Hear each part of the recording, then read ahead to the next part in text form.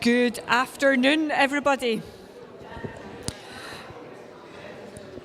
Hello, and good afternoon, everybody. It's fantastic to see so many people here in the room with us, and a huge welcome to everybody joining us online as well. I am Val Brown, I'm the head of Christian Aid in Scotland, and I'm delighted that we're here as Christian Aid and as the Friends of St Andrews, Jerusalem and Tiberias to do a joint event to let you hear from the Reverend Stewart Gillan, who is the Church of Scotland minister in Jerusalem. We refuse to be enemies. Those are the words that are painted on a stone outside the Nasser family farm, high in the hills above Bethlehem. And the Nasser family are Palestinian Christians, and they have farmed that land for generations. And yet, despite that, they find themselves in and out of court trying to prove that they own that land, that they can stay there.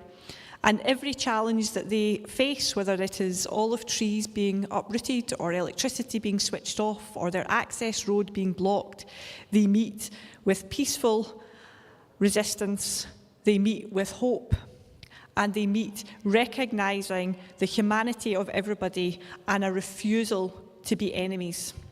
And Christian Aid and the Church of Scotland work with incredible people of all faiths and none who refuse to be enemies, people who will not go to the extremes, who will not take the easy road of violence, but will rather put themselves in the very hard position of having challenging conversations and seeing the humanity in people they disagree with.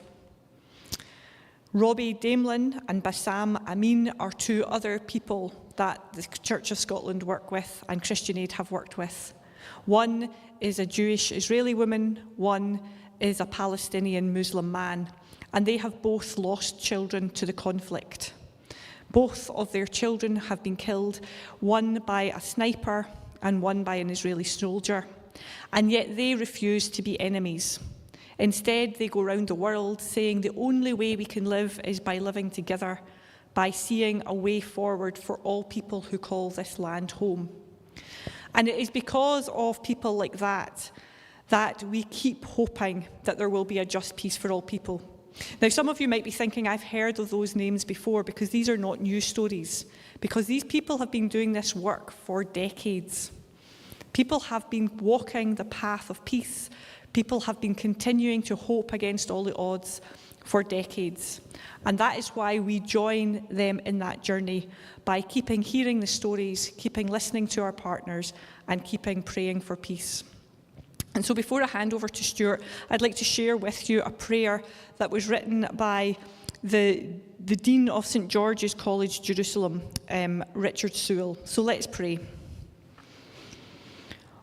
O God of all justice and peace, we cry out to you in the midst of pain and trauma, in the midst of violence and fear which prevail in the Holy Land. Be with those who need you in these days of suffering. We pray for people of all faiths, Jews, Muslims and Christians, and for all people of the land. While we pray to you, O Lord, for an end to violence and the establishment of peace, we also call for you to bring justice and equity to the peoples. Guide us into your kingdom where all people are treated with dignity and honour as your children. For to all of us, you are our heavenly parent. In Jesus' name we pray. Amen.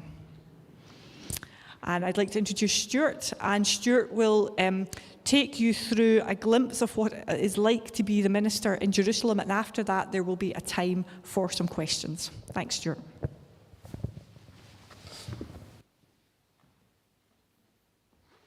Thank you, Val. I got on the train at Queen Street in Glasgow about, I don't know what it was, 11:25 or so, and I was just sitting down and Val came along and said, "Hi, Val Brown." And it was just one of those nice coming together. So we talked all the way up, and I'm happy not to be introduced today the way Andrew McClellan introduced Val at the Friends AGM. She had just become the head of Christian Aid Scotland, and he didn't introduce her that way. What he had on his page in front of him was Head of Scotland, Christian Aid. Thanks, Val. Wonder if we could have those lights now then to see if we can get that to look a little bit more vivid. There we are. When I signed on and got through the screenings and the hoops and got to Jerusalem just in time for Christmas 22, Kenny Roger, who for many years has been variously secretary of our work in the Middle East, or Israel-Palestine Resource and Presence Secretary, or I don't know what name he has now, but he lived there with his family during the war in Gaza 2014. They weren't in Gaza, of course. And I've never had a line manager before, but I do now, and it's him. There are two hats. One is mission partner, Jerusalem, the Reverend Muriel Pearson, my colleague, mission partner, Tiberias. But together we're ministers, second hat, of St. Andrew's, Jerusalem, and Tiberias. In Jerusalem's case, opened in 1930, full name St. Andrew's Scots Memorial Church, because it was initially envisioned after the liberation of Jerusalem in 1917 under General Allenby, December of 17, as a memorial church for soldiers who died in the Palestine campaign of the First World War, and continues to be that, and is the only Church of Scotland church that is itself a memorial, a war memorial. And approaching the centenary of the laying of the cornerstone, we're asking ourselves, what is it to be called to seek peace, a just and lasting peace, and pursue it from the locus of a war memorial? And we've got a unique opportunity to make a contribution that is meaningful and significant. And it is a lot of work and requires a very great deal of people to be involved. And I'm just mindful that to be in a room, to be in a church with people who are part of Christian Aid is just about to be the junior partner in the room. I think you're steeped in the work. And so I'm going to flit through some stories. Other stories I'll spend more time on, because I expect that you'll be way out in front of them, and we've already had Tent of Nations canvassed by Val. What you're looking at as a kicker-offer, and this is because I gave the title some weeks ago, or I think it feels like some weeks ago, Light Shining in Darkness, from John chapter 1, verse 5. It's a very generic term, you might say, so I thought I'd better start with some light shining in darkness. This is the Mount of Olives, Augusta, Victoria. Early on Easter Sunday morning, many of us gather there and then go back to our own churches for a mid-morning service once the sun is up. So this is pre-dawn. On your right is the redoubtable Scot Mark Falconer from Aberdeen, who's now a deacon in the Lutheran Church, and then Megan Elabuni, who's now Bishop of the Rocky Mountain Synod of the Lutheran Church of America, and then Sally Azar, who is the first Palestinian woman to be ordained a reverend in any church, a pastor in her own church, the Evangelical Lutheran Church in Jordan and the Holy Land, and we're about to partake of the sacrament, light shining in darkness over the city of Jerusalem. And where is my, here it is. And we go on. This is not a beautiful slide. This is a slide that perhaps you've seen. It was taken already in this year. Dr. Hassam Abu Safia, and I can't pretend that I've ever met him, but he was one of the very last to move.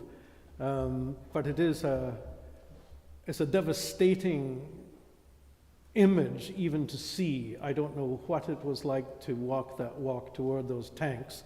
But when I saw it, I went back to Tiananmen. Can you remember back, I think it was 1989, the tanks were rolling in, and that one young man moved this way when the tank moved that way to block it again, and then moved back and the tank moved back. And I don't think his intent was to block them. I don't know if they were even going to get through. I suppose they would have gotten through. But imagine his commitment. And we've lost a lot of people of the medical profession, and they've made huge sacrifices, the ones who are still with us, to keep those doors open. And I thought I had to almost juxtapose that very ordered liturgical shot with this one.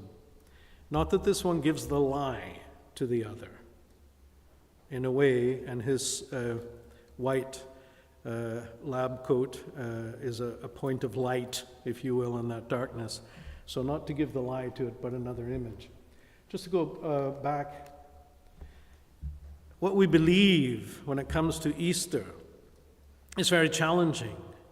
We have more reference points in our world and perhaps in our own lives, our own country, for Good Friday, for pain and suffering, and particularly the suffering that comes with loving.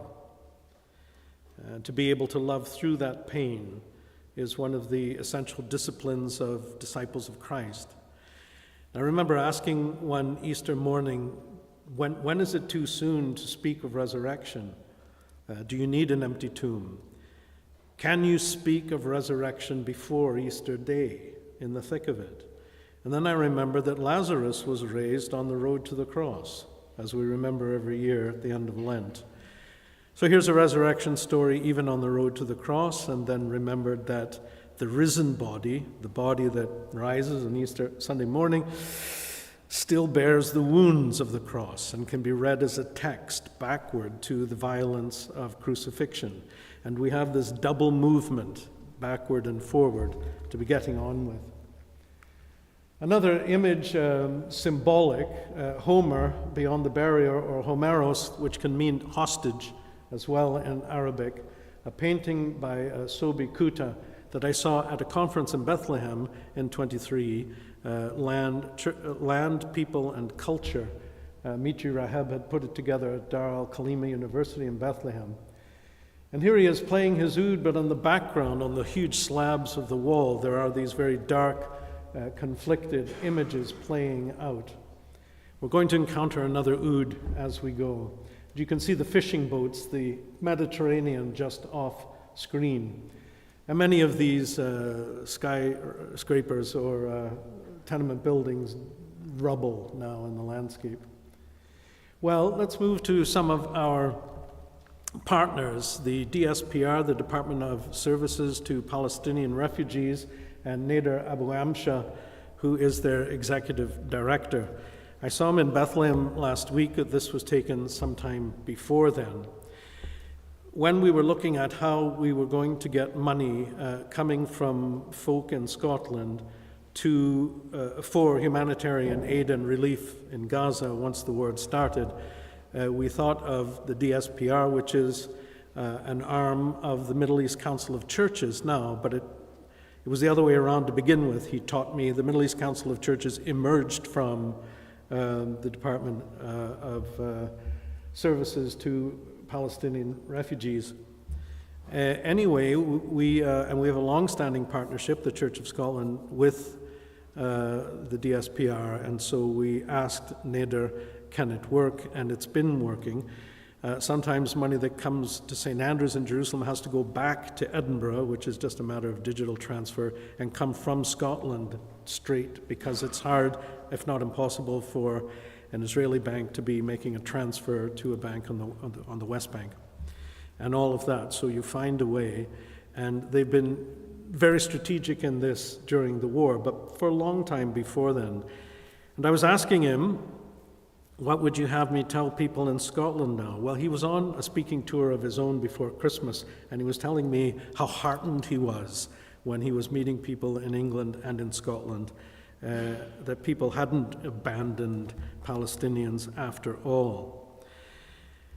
He said a member of his board was talking about being a Christian in Gaza, and they think there are about 570 only left in Gaza, living in St. Porphyry's Orthodox Church and Holy Family Latin Church, many of them, hundreds of them. His board member said, Christians have been living in Gaza for the last 17 centuries. I am not going to be the last Christian in Gaza, he said, which made me think, among other things, that we don't pray often enough for our board members. They started the war, they had 81 full-time staff and 24 part-time. They lost 5 through death, but added others, and now have 120 staff members distributed in the center, the north, and the south of Gaza. Humanitarian aid distribution, but more the medical department has more staff. And if you want to know, I can give you a list of all the employments that he named. As for what's going on in Gaza, but also in places like the Tent of Nations and al-Khair in the South Bedouin Hills, the South Hebron Hills, a Bedouin community, he says what's happening is, settlers are violating human rights. They are relying on changing the facts on the ground to secure permanent occupation of the land. And you can see this going on different fronts. Salim Munayr is also a friend and a partner of long standing. He founded Musalaha, a reconciliation NGO. They deal with the Israelis and Palestinians, but also in the corporate world with executives and management. What they do is they put people on camels in the desert in the south of Jordan, and they lead them to a place where there's some food and water, but from there they've got to work it out for themselves. It's been very effective, not during the war. He's just published a book called Reconciling Justice. It looks at concepts of justice in the multi-religious context of Israel and Palestine. He started a little while ago a Bible study on Wednesday nights in the library at St. Andrew's, Jerusalem. And it gets 12 to 14 people. They're almost all working on PhDs or masters, and the level of conversation I find very bracing myself. And the book of Mark, you could summarize as being a succession of narratives that has their theme, compassion and conflict, almost from the beginning. As soon as it's a healing story on the Sabbath, for example, you're in for compassion and conflict. And various things have surfaced just by knowing him and knowing his 4 sons and knowing his wife Kay. And they are out and then back, out and then back. They haven't gone into exile, but all that it takes to stay in the country and keep hope going. Meanwhile, the bell tower in the background at St. George's College is where I live. There's a split-level flat in there, and the bells don't work anymore. I throw that in. Changing scene, but still sort of looking at lensing the story, lensing it differently. On the other side of the wall, which was a metaphor that worked before the war, although it sort of valorizes the separation wall too much, a shot of Professor Susanna Heschel. In her younger years, she was known mostly as being the daughter of the hugely influential Jewish professor and rabbi Abraham Joshua Heschel. In her professional life, she's known as herself a force. Among other things, her book on the Aryan Jesus, what happened to Jesus in Nazi Germany, for example, and the way they transformed seminaries so that they taught a succession of religious leaders. The Aryan Jesus is a devastating book to read. Anton Goodman, the Rabbis for Human Rights Secretary for Partnerships, texted me saying, you mentioned Heschel a lot. Susanna Heschel is coming to East Jerusalem to our conference. If you wish to meet her, come. So I did, and we met and had a lovely encounter. Of course, everybody wanted to see her, so this photo is really a photo of a conversation that I'm having with the chap on the right on the way to the conversation I really wanted to have. Her father said, after walking the Selma Bridge with Martin Luther King Jr., you probably know this, I felt as though my legs were praying. And this is what she grew up with. Just to say that there are Israelis who are self-loving Israelis and who are Israel-loving Israelis. who desperately want a different Israel. And we're very proud, I suppose, but we're very committed to our partnership with Rabbis for Human Rights as they are with us, and we give thanks for it. We're going now to the South Hebron Hills, Masafariata, and the Bedouin community of Al-Khair. There are certainly other Bedouin communities, but this is the one that we've had the most doings with, and I'm just asking you what you see there. Some of you will have spotted it right away. What is it? Apart from looking vaguely like a green elephant, what might it be? Sorry? Water. Yes, a water tank, and I guess that's keeping the sun off of it with a little spout. The settlers, one of their tricks is one particular settler who lives close by comes and just opens up the water tap, not here, but the main water tap, to see how long it'll run before it can be shut off again. They come with their sheep, damaged sheep. They've damaged Bedouin sheep, but more and more encroaching on the land. And the latest is from Auda on WhatsApp that lo and behold, it's been discovered that 1/3 of one house in the community, it has been found is on state land. And so immediately sheep are driven up to the side of the house, which is pretty rickety anyhow. And now a backhoe with a huge spike hammering holes in the ground, I'm told, for olive trees to be planted there, totally to claim that land. And this just goes on and on and on. I was going to say a slightly brighter image of people in Al-Khair, certainly a different one. It's not that much brighter. Aziz and some of the younger men around him. This is during Ramadan. The sun has set, and the evening meal is called iftar, and I was invited to share in iftar that day and felt very honored to share it. But if you look at how tired Aziz looks, and if you look at the young fellow on the far left with his empty cup pointed to the camera, which I didn't notice at all at the time, and I did enjoy the meal very much, it's a study. Is his face hopeful? Is his face bereft of hope? What do you read in that young guy's face? We switch now to the Tent of Nations, and I think the saddest or grimmest photo I ever took is this photo.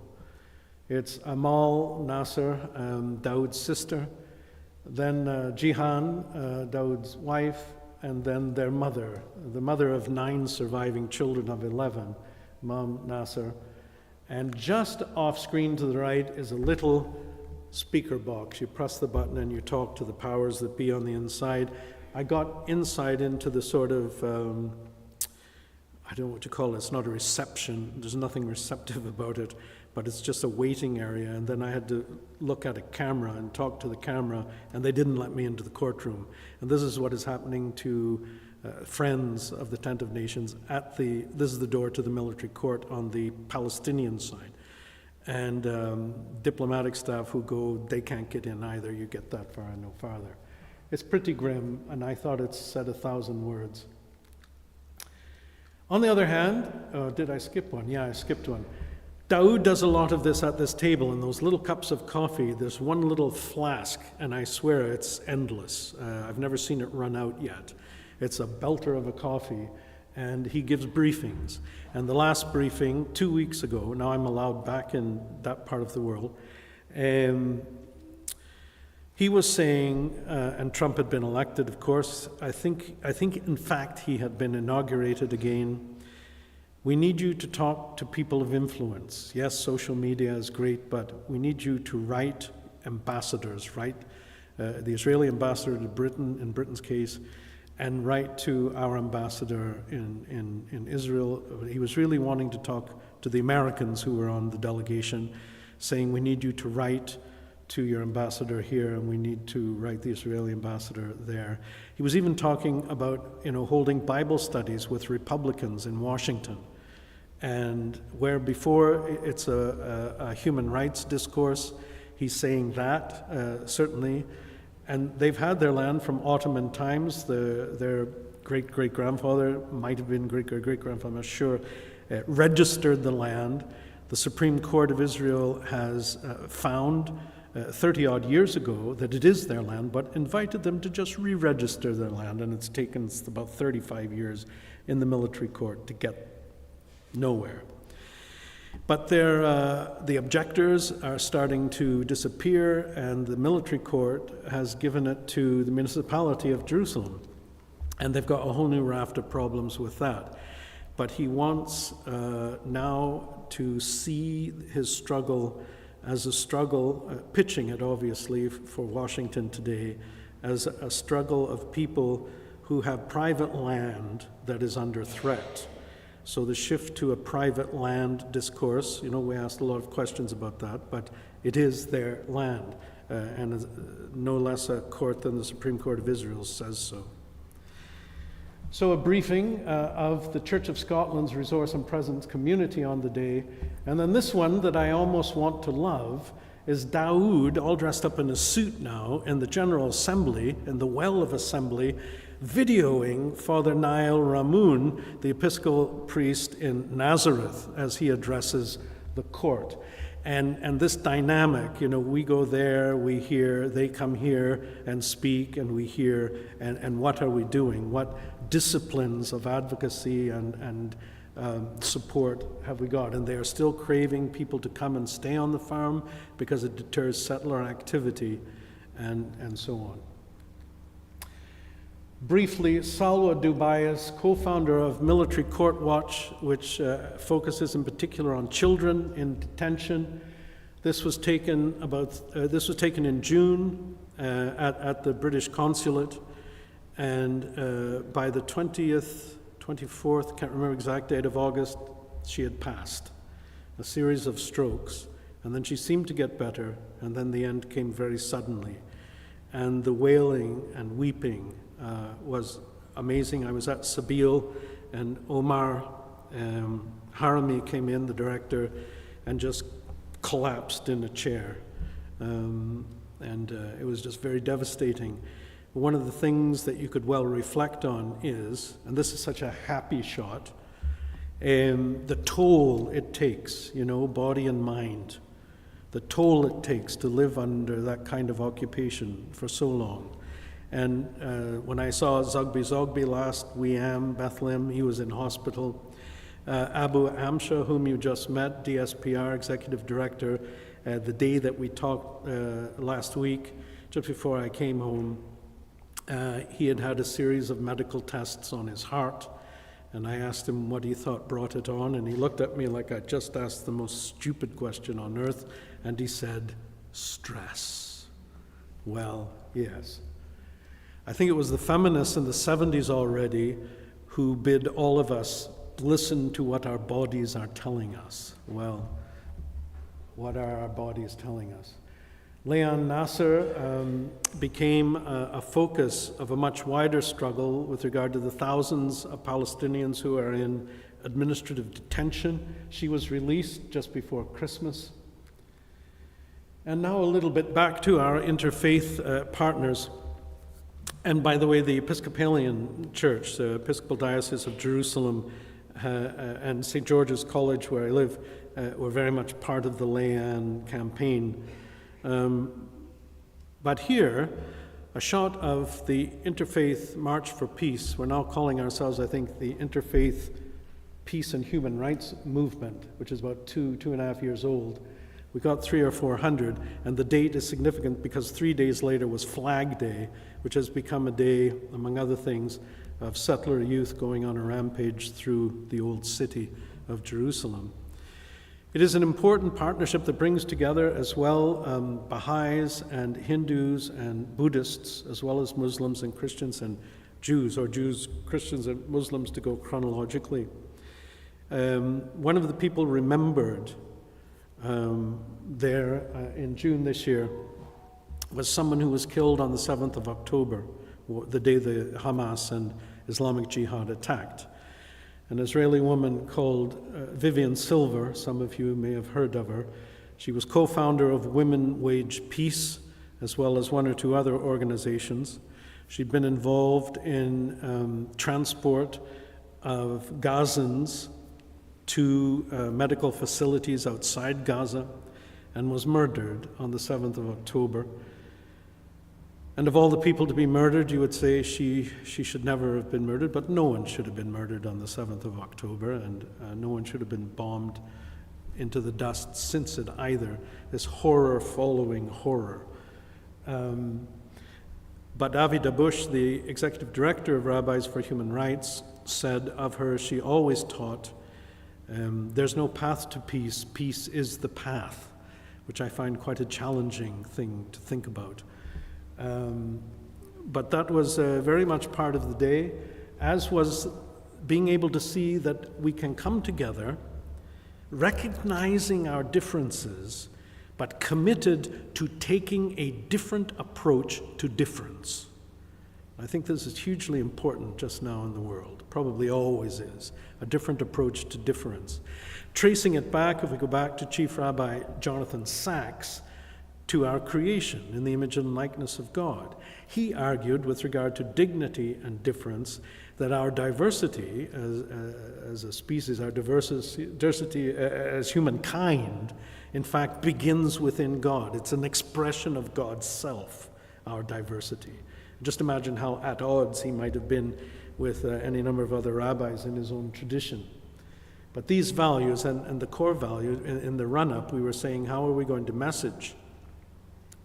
And it sort of took root that we should agree what our shared core values are and message those and then call out those who violate them. And the bedrock one was the sanctity of life. So that when we're calling out those who are violating the sanctity of life, it's without fear or favor. It's those who are violating it. And it was a pretty good game plan or modus operandi for a diverse group itself. Here again, some of the rabbis for human rights with a Palestinian shepherd, and they call it protective presence. I'm present as the shadow taking the photo in the foreground. Ask yourself what the sheep are exactly eating on this Palestinian hillside. There's not a lot there. They were biting the tops of the bushes. Danny Brodsky on the right isn't a rabbi, but Rabbi Dana Sharon is, and Anton Goodman is over on the left. First time the settlers came, they did not succeed in driving the sheep back down in the pens, but the second time they did succeed. So back to that other oud. This is Muhammad Zatra, and it's a shot taken from one of the meetings of something called Praying Together in Jerusalem. It's led by Peter Palach, and it's the only meeting I have. It's once a month again now. It had gone to weekly when the war started, where Jews, Christians, and Muslims gather to pray. Increasingly fewer and fewer Muslims, partly because they wouldn't have been able to get permits to come across into Jerusalem anyway. And I had heard him play oud for over a year. At St. Andrews, we had an event that we called Shining a Brighter Light Together in December of 23 after the war had begun. And he was the Muslim speaker. And it's the first time I ever heard him speak. And what a marvelous commitment to peace he has. A couple of shots of St. Andrews, because I thought I ought to, but because why not? It's where I minister. The architecture, and if you've been, you've seen the messaging, will tell you the church and the architect were committed to the building having Western and Eastern or Oriental influences. You can see an almost Scottish tower in the middle, the hotel or guest house to the right, to the left, the church, and you can just see peeking up a dome, which is clearer from other perspectives. And all are welcome in that place. And we have been keeping the doors open. The Australian Broadcasting Corporation's journalists, when the war started, helped us keep the doors open, I should say. I'm going to tell you briefly, this is a shot from within looking at the Lord's table with that Iona marble and just the bottom of the burning bush. But let's talk about the people, and that's me saying, my gosh, I don't like taking selfies. We have 3 Russians. Slava in the background is a baritone, an operatic baritone. Roma, his husband now, is a rather moody Russian poet, and his mum had visited from Moscow. And on the right, at the time, our pianist who played for services, Anna, who's Ukrainian. And they came up to me the second time they ever came along to worship, it was a good while ago now, the beginning of 23, I think, and said, we would like to talk to Anna, but we are ashamed, and needed help just to walk down the aisle. While they spoke in Russian immediately, the three of them, and struck up a friendship. And then Mum came along, and apart from the selfie, I was not taking part in their robust conversation, but I felt so good about it, that we have a space, it is a war memorial. It's also a place for people who are on other sides of other wars much later on to encounter each other, and see each other as people and get to know each other. So that one brief story of something happening. Now, if I had shown the other end, which often I do, of the church, we've got the colors of Britain.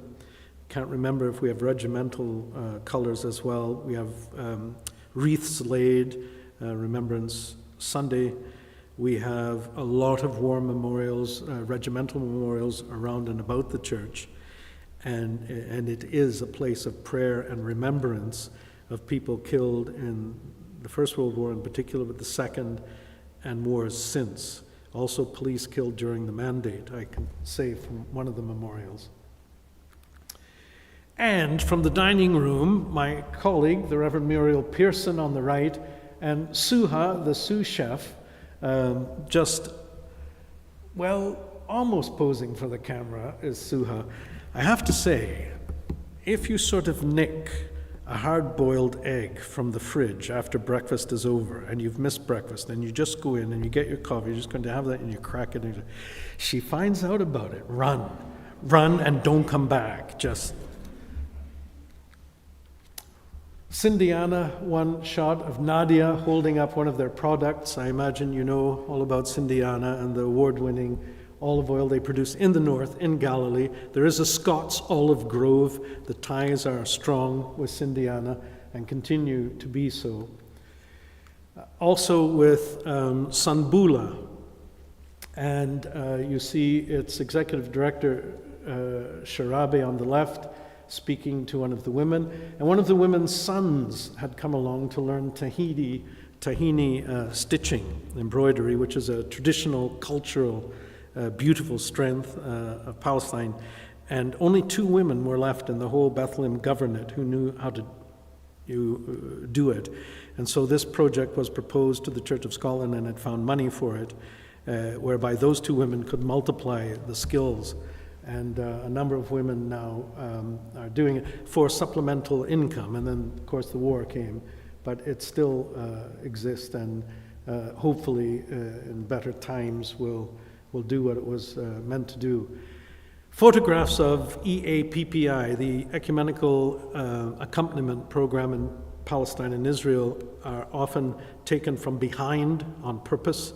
Here, one of the groups handing over after 3 months in country, either Bethlehem or Jerusalem, or again now Hebron, and it had been the Jezreel Valley.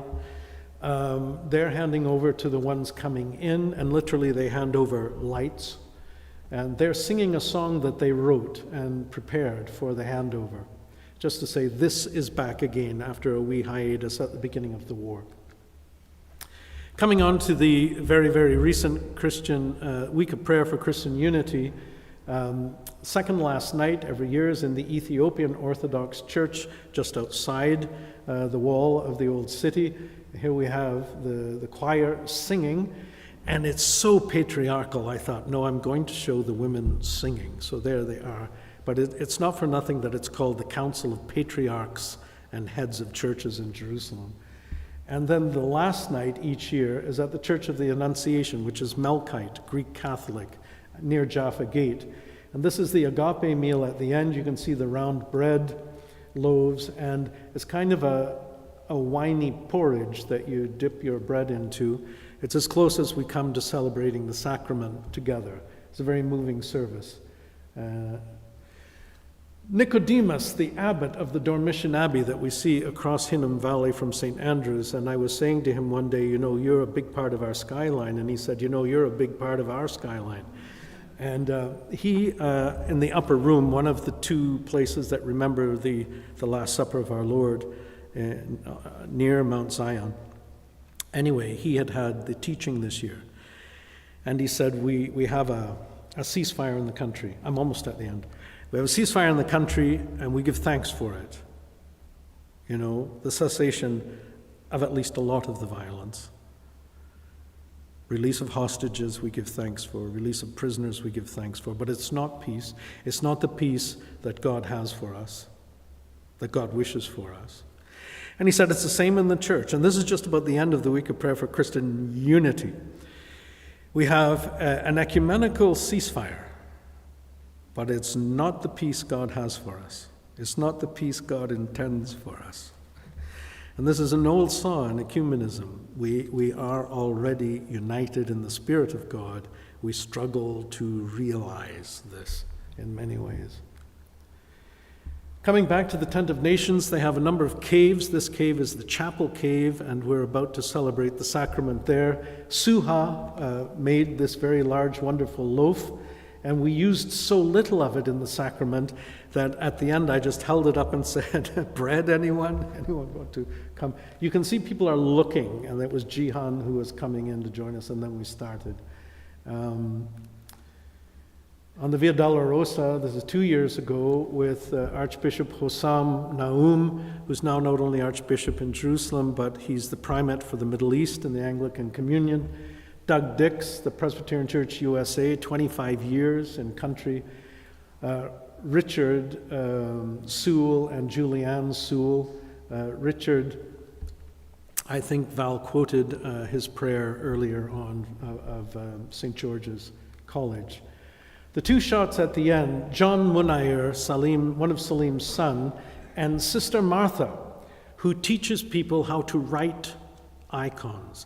It's sort of like in Scotland, you don't write a poem, you make a poem, and so the chief poet is a makar.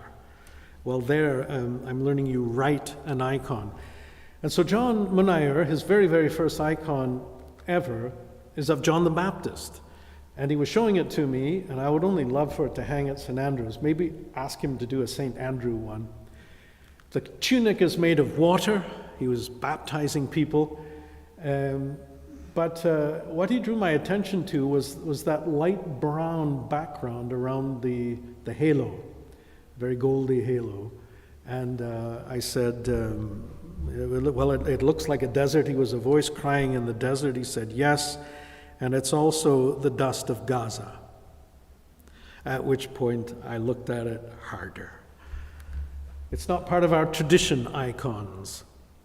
However, it's certainly a part of Jerusalem's tradition, and they certainly can tell a story if you know how to read the writing that is in them. Well, with that I conclude, hopefully having touched the points that we said that I ought to touch, the situation, and I'm not trying to read the tea leaves regarding whether Israel and America and Saudi Arabia are going to make a deal that saves Gaza or doesn't. The political machinations I can't see into. But in terms of the situation for our partners and something of St. Andrew's being and work, I should say in our worship every Sunday, we intersperse between the movements of the prayers of intercession, we sing a prayer for peace. In Arabic, it's known as the Ya Rabbah Salami, Amtar Lein Salam, Ya Rabbah Salami, Imla Kulubana Salam. And then we sing it in English, and then we sing it in Hebrew. And I think we're the only church in the city that does this. In English, God of peace and of wisdom, give us the will to seek peace. God of peace and of healing, fill with your peace every heart. Thank you.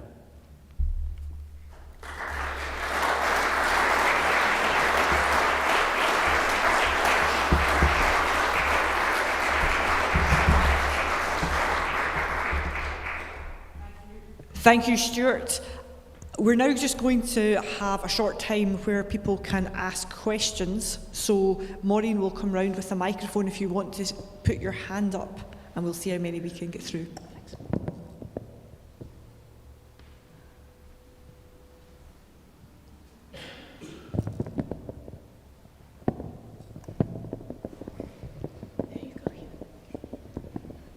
Yes, Hugh from Dunblane. By the demonstration, the interfaith demonstration, and it made me wonder whether there's more could be done in this country, because the churches have found it difficult to speak out. Yes. And I wondered whether you feel that the churches and other faiths in Britain are speaking out enough to give support that could be listened to by politicians. It would certainly help if that was to be the case. It's said of our churches that the more united we are, the stronger our voice is, and the more faith communities could be united. But we're divided. There's a lot of internal work to be done. Even in the Interfaith Committee or the Interfaith Movements Committee, we were hearing from Muslims, and it's a hybrid meeting, so a lot of people are taking part online from wherever they are, and that helped us get across, the barrier to people who weren't getting permits. But they were saying such strong suspicion attends any effort to be talking with Israelis at this time, and so it was hard. And they said we have to slow down, stop talking about which city and which gates and which route for the march, and just try and get to know each other. Because we have to be able to trust each other, because there's too much at stake for us to be even doing this. So I think there's a long road to be walked. But this matter of saying, well, let's identify core values that we share really helped us. Now, I know there's an interfaith movement or society in Scotland, and there's an interfaith forum in Glasgow. And I don't know what their agenda is, and I don't know how hard it is for them to pull people together already themselves. A couple of other things about it. What I find, certainly in ecumenism, and maybe it works in interfaith as well, it usually comes down, interfaith, it would, certainly in Jerusalem, it would take at least 3 core people, one from each. But so all of a sudden you got about 6 people in the room. But it takes people who become friends over a long period of time, and they get something done such that if something happens and you say, how did that happen? They trace it back, and it's a handful of people over time who get it done. Those things I can offer.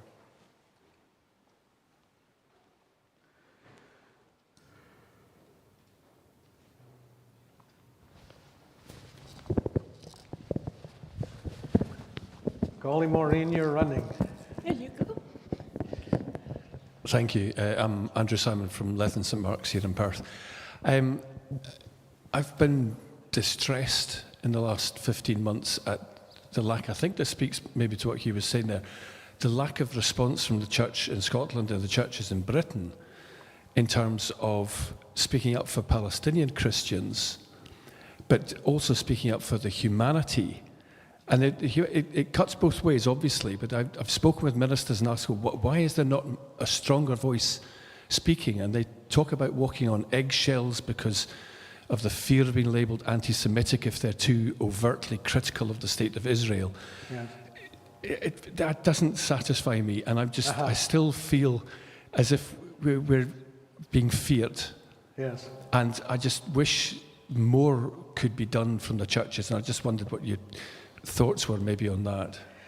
Well, I'll give you some of my thoughts on that, and I'm going to keep some of my thoughts to myself. Already by the end of October, so the same month the war broke out, the same month Hamas attacked, and the same month that Israel started bombing Gaza, there was a call that went out from Cairo's Palestine theologians for the Western Church and Western Church leaders and Western theologians to repent of their abandonment of Palestinian Christians since the war started. That's the same month that it started, that went out. And Muriel and I attended to that very seriously, asking ourselves, how can we help that be heard back home? People want to exempt themselves. You know, we have funded B'Tselem. We have funded all of our partners all these years. They're really aiming that at evangelical Americans, aren't they? But you have to search yourself. And there is a price to be paid. There's no doubt about it. And this is why identifying core values and then speaking from those, trying to stay out of the either-or trap. And this is what has been so strong under the war. You will support Israel, or you will support Gaza, you know, and nothing in between is possible. And there's Muriel and I, even in our own congregation, there were people whose family members have been called up to the IDF to fight or to defend. And Mary Musalam, one of our elders, is Dawood Nassar's sister. And we were, from the beginning, seeking to hold everyone together equally, children of God. And in terms of addressing core values out of the biblical narratives, one of them has to do with the racism, the breathless racism in the country. It's ontological. They're animals. They're a lower order of being. Their deaths don't count the same way. Their grief doesn't count the same way. It's a false equivalence if you say it does. And we're saying, but one of the foundational texts in Genesis, your own sacred book, says that we are inherently of worth. We all equally have the right to live and be honored. And I think if the church would speak out of core values that we know are shared across the lines, strategically it's better, but spiritually it's stronger as well. Why haven't we done it? We have people in the church who either they've been part of Jewish-Christian dialogue or they support Jewish-Christian dialogue and think it's great, and it's great. Others who are more into dialoguing with Muslims about Islamophobia in Scotland, and that's what they know. Who's doing both? And who can sort of have a space into which all three of the parties could come? That would be, it doesn't need to be public. You know, even if you had 3 or 4 of each to say, look, we're in the room, we don't agree with each other, we're going to at least try to hear each other. You'd be really skillful. And we have to do it with humility. You know, Britain's record in that part of the world since the First World War is not covered in a way it's covered in glory within its own raison d'etre. There was a lot of sacrifice made, but at the same time it's regarded differently depending on the locus and the identity of the person, you know, doing the regarding. But you could say the same of France, of Germany, of America, and so on, and certainly of Israel and of Palestine. So, okay, nobody is without blood on their hands. Now let's see if we can make a start. Muriel took from an art exhibit, and I'm trying to remember whose it was, that was in St. Mungo's downstairs, of chairs, all tangled up together, hundreds of chairs. And then here were these 2 chairs very sanely facing each other and empty. And she asked, and she got those 2 chairs, or 2 like them, from the exhibit. And they're now in the church in Tiberias. And the whole thing is about encounter and being able to listen and hear someone who's different. People skilled that way to create safe spaces where people can talk. It's better than, I think, separately trying to get, you know, just wring a few more words into the statement out of a dry towel. It's what it feels like a lot of the time. I'll tell you one thing. At praying together for Jerusalem, I was asked by Peter Paloch to bring the Christian teachers, Jewish, Christian, and Muslim teaching, and then prayers are led out of the 3 traditions as well by different people. And we were in actually St. George's College that day. And I was to bring Christian teaching on human dignity. We'd had months of this, and everybody was talking about Genesis 1. And she said, please don't talk about Genesis 1. Give me a New Testament text. And she's a good Jewish person from Australia, is Peter. And because 2.5 months earlier at the Prayers for Christian Unity that year, the text was, "Who is my neighbor?" The parable of the Good Samaritan. So my mind went there, and lo and behold, there's someone left for dead, right at the beginning of the parable. Right. What is the human dignity of those left for dead? And there are only thousands of them by then. Tens of thousands. So I made my presentation, and then Peter said, of course you'll be aware that there are anti-Semitic readings of the parable. The priest and the Levite, oh, look at those Jews who walk by on the other side, and they're condemned in order to champion the good Christian Samaritan who comes along and shows mercy. And Sheikh Dajani, who was on to lead us in the Muslim prayer, started laughing. And we laughed too, but we were a bit uneasy. We didn't know why we were laughing at that point. So he says, when I was a boy, what we were taught was, see that first one who walks by on the other side, that's a Jew. And the second one who walks by on the other side, that's the Christian. And then the Muslim Samaritan comes along and shows him mercy. And it was like everybody wants the Good Samaritan to be their guy. But we never would have had that lovely moment if we hadn't come together in the first place. You know, there's a lot to be said for people who can bring other people together. That's really my answer, as hard as it is. Obviously, it's harder. There'll be more of it. Because the thing is, people are condemned for crossing the line. It's as if they betrayed. It's as if the only reason you would cross the line to talk to anybody else is to betray your own. And we had this in South Africa. I spent many years in South Africa. They call it groepsverbondenheid in Afrikaans. You can't leave your own at all unless it's to betray them. I didn't grow up that way. I don't know what that is, you know.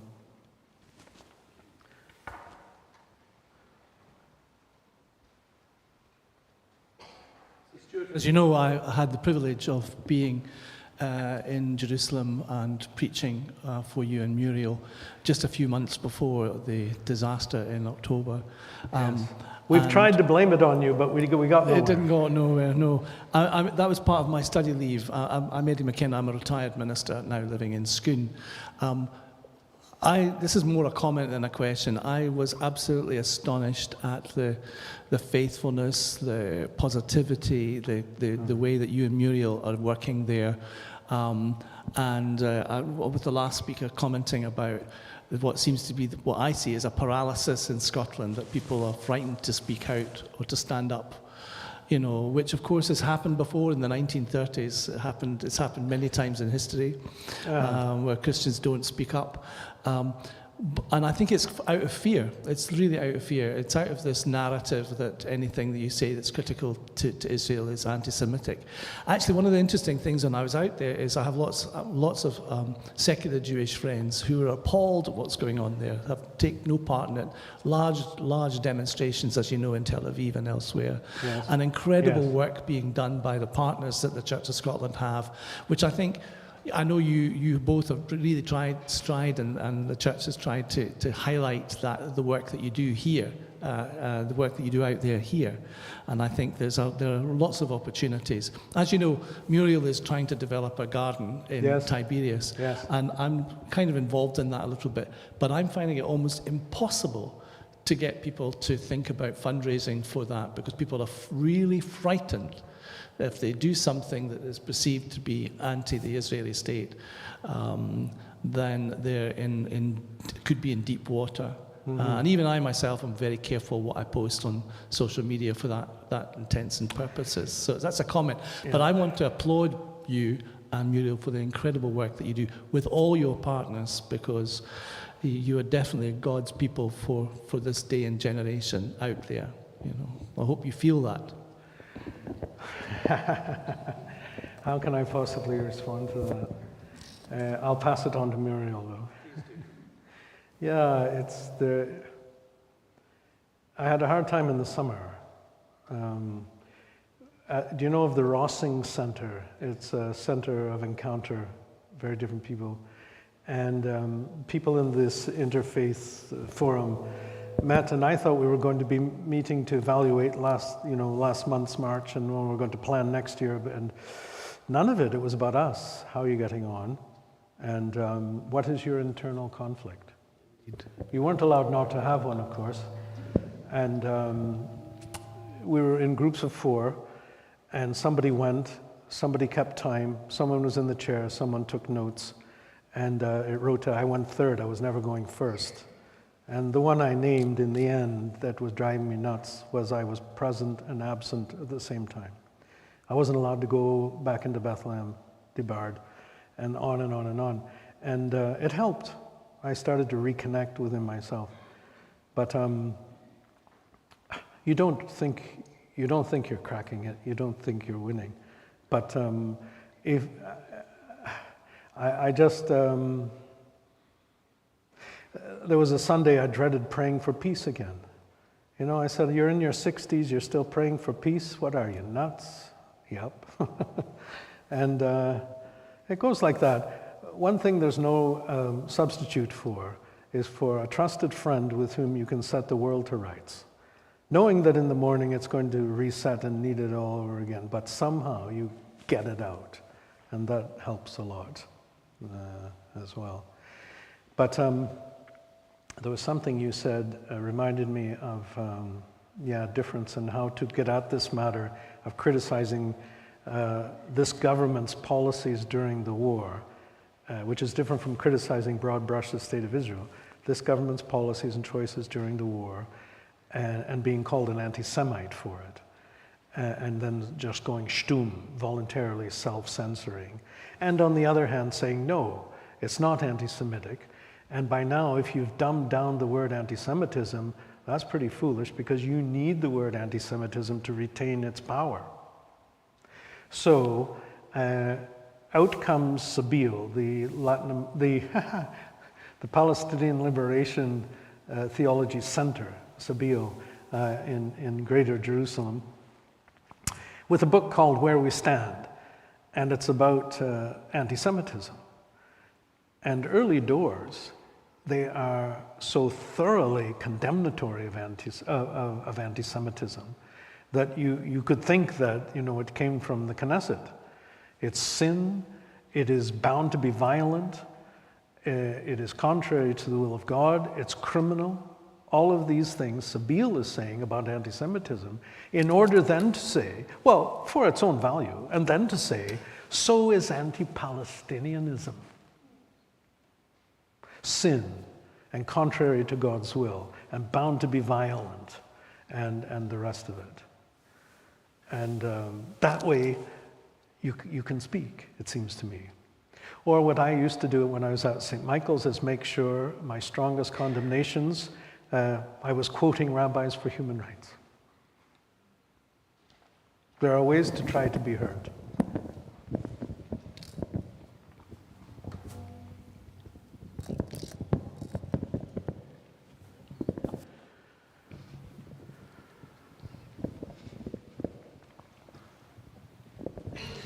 Thank you. I think we'll just bring the meeting to a close in a few minutes, and Stewart will be about, and I'm sure we'll answer any other questions over tea and coffee. Andrew is the policy and advocacy lead at Christian Aid, and he's just going to say a couple of sentences about the Gaza appeal and about other opportunities to hear from partners. Hi, folks. It's great to be with you here today. I just wanted to highlight a few opportunities to keep this conversation going that Stewart has already started. So the first is to say, on the 24th of every month, Christian Aid, the Church of Scotland and Quakers in Scotland host something called Prayers for Peace in the Middle East. So that's an online space where we invite partners, Church of Scotland partners or Christian Aid partners, to come and speak about the current situation in Israel and the occupied Palestinian territory. So we've had a number of people that Stewart has already mentioned this evening. So we've had B'Tselem, the human rights charity, come and speak. We've had the DSPR come and speak. We've had Sambula. We've had others. And it's a way of us hearing from them. It's also a way of us holding them in prayer. One of my reflections over the last 15 months is just how difficult it is to be a peace activist in the Holy Land, given the current context. And offering these people a space to share their story and to hold them in prayer is something that we can offer to people who are struggling to uphold their peace testimony in a really difficult situation. So that's the first thing, is if you're able, come along 24th of the month, every month, 7 p.m. till 8 p.m. It's online, and we'd love to have you there. The other thing just to highlight is about learning about A Just Peace. So we have this booklet called A Just Peace, and for any of your friends who are maybe concerned about the issue but don't know where to begin, or are worried about being involved for whatever reason, then this is a really good introductory booklet. And again, on the Christian Aid website, if you Google Christian Aid Gaza, you'll find our booklet, which will highlight some of these things. And then the third thing to say is next month, on the 18th and 19th of March, we'll be having some of our partners from Israel and the occupied Palestinian territory come over to Edinburgh. And on the 19th of March, at 2 p.m. till 3:30 p.m. in Augustine United Reformed Church in Edinburgh, we'll be doing an event where you can come and hear directly from some of our partners. So if you're interested in learning more or want to come along to that, then please do put that in the diary. More information about that will be online soon.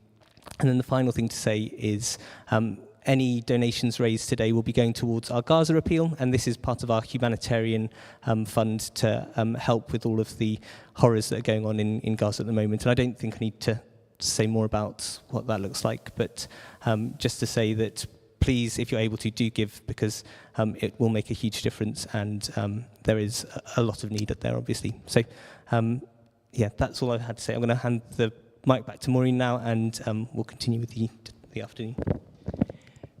Thanks very much.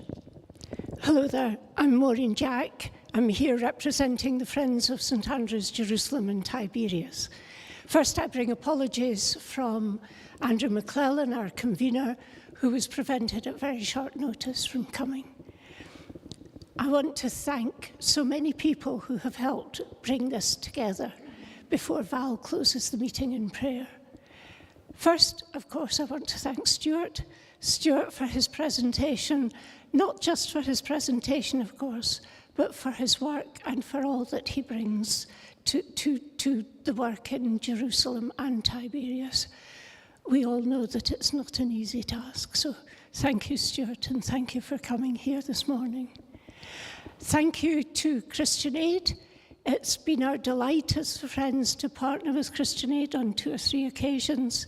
It's been a real joy to us for that. Thank you to Val for introducing and hosting this morning, and to Andrew and to Callum, who've come along to support, also from Christian Aid.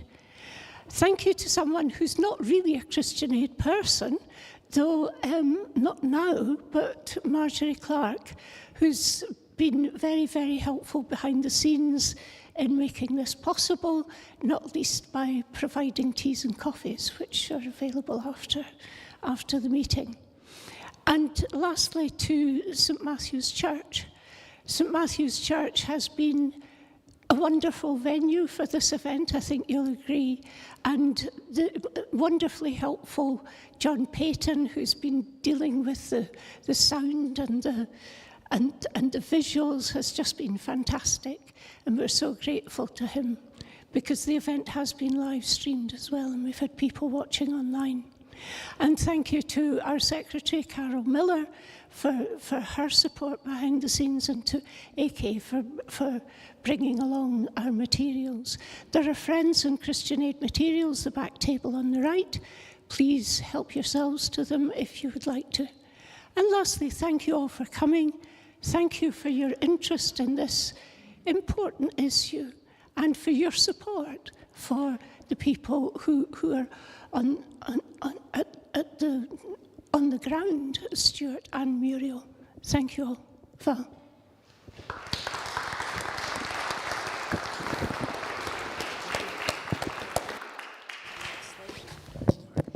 Could you click on to the next slide? There's one more slide.